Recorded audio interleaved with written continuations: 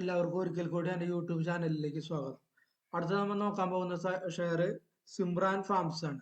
അത് Simran farms NSL list ചെയ്തിട്ടില്ല, BSE master list ചെയ്തിട്ടുള്ളൂ. അതിന്റെ BSE കോഡ് 51956 519566 അതിന്റെ BSE കോഡ്. ഈ 1993 ഇതൊരു പബ്ലിക് ലിമിറ്റഡ് കമ്പനിയാണ് ഷെയർ മാർക്കറ്റിൽ വന്നത്. ഇത് കോഴി ഫാമുകളും കോഴിമുട്ടകളും ഉൽപ്പാദിപ്പിക്കുന്ന ഒരു കമ്പനിയാണ്.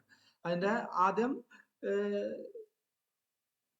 കമ്പനിയുടെ പ്രൊഡക്ഷൻ വളരെയധികം കമ്പനി ഇപ്പൊ അടുത്ത ദിവസങ്ങളിലായിട്ട് കൂട്ടിയിട്ടുണ്ട്.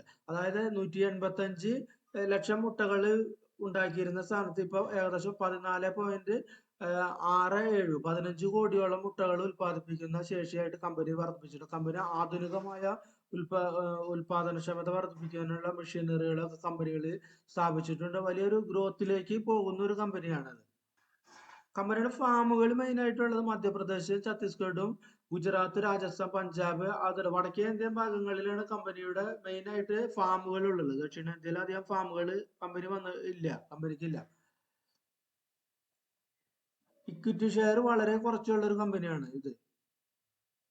പിന്നെ കമ്പനിക്ക് നഷ്ടം വളരെ കുറച്ചേ ഉള്ളൂ, വളരെ ചുരുങ്ങിയ ഒരു നഷ്ടമുള്ളൂ. ഏകദേശം നഷ്ടമില്ല എന്ന് വേണമെങ്കിൽ നമുക്ക് പറയാമെന്ന് മാത്രമേ.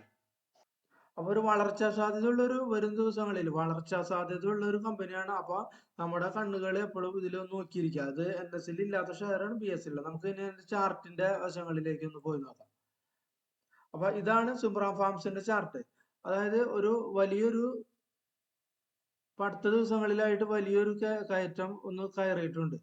ഇവിടെ വിത്ത് വോളിയത്തോടുകൂടി കയറിയിട്ടുണ്ട്. നമുക്കിനി ഇവിടെ ഒരു റെസിസ്റ്റൻസ് ഉണ്ടായിരുന്നു, ആ റെസിസ്റ്റൻസ് ബ്രേക്ക് ചെയ്തിട്ടാണ് ഈ കയറി നിൽക്കുന്നത്. ഏകദേശം നമുക്ക്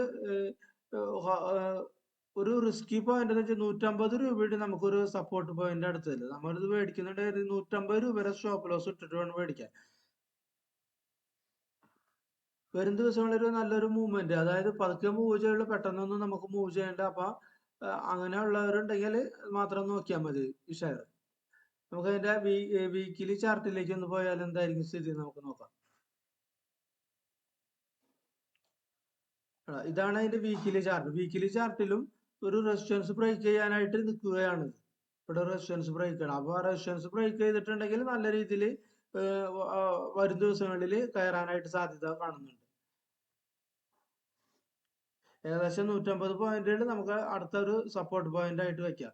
അപ്പൊ ഈ ഷെയറും ഒന്ന് എല്ലാവരും ഒന്ന് വാച്ച് ലിസ്റ്റിൽ ഇട്ടിട്ട് ഒന്ന് വാച്ച് ചെയ്യാം, ഇതിന്റെ കാര്യങ്ങളൊക്കെ ഒന്ന് നോക്കിയിട്ട്. സിമ്രാൻ ഫാംസ് പ്രത്യേകം ശ്രദ്ധിക്കുക, NSL ഇല്ല, BSE മാത്രമേ ഉള്ളൂ.